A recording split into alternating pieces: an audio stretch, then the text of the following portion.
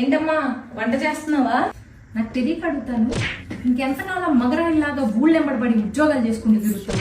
పెళ్లి చేసుకుని సాగు. అసలు ఆ పెళ్లి అనేది ఎంత మధురమైన అనుభూతో తెలుసా నీకు?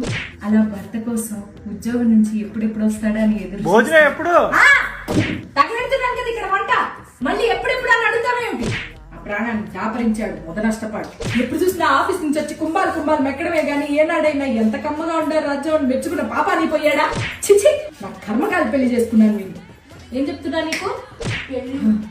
పెళ్లి ఎంత అద్భుతమైన అనుభూతో తెలుసా నీకు? భర్త కోసం భార్య కోసం.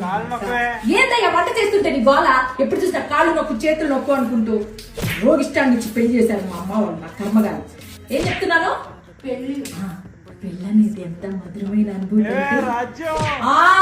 ఇంకోసారి పిలిచావంటే చెప్పు తెగేసి కొడతా నిన్ను. పిల్లని మహారాణిలా చూసుకునే మొగుడు వస్తాడు అనుకుంటే వంటింటి కుందేలు చేసి తగలడ్డా నేను. నా కర్మ కొద్ది దొరికాడు. ఆ రోజు మా అమ్మ మాట వినకుండా ఉంటే ఎంత హాయిగా ఉండేది. ఏం చెప్తున్నానే? పెళ్లి చేసుకోవడం. పెళ్లి ఈ కాలం పిల్లలకి పెద్ద ప్యాషన్ అయిపోయింది. ఒంటరిగా బతకడం, ఎవరి ఖర్చులు అల్లు పెట్టుకోవడం, ఇదో బ్రతకానే. ఇంకొకసారి పిలిచావంటే గొంతులో గుచ్చుతానా? పవిత్రంగా తగిలాడు. ఏమంటున్నాను?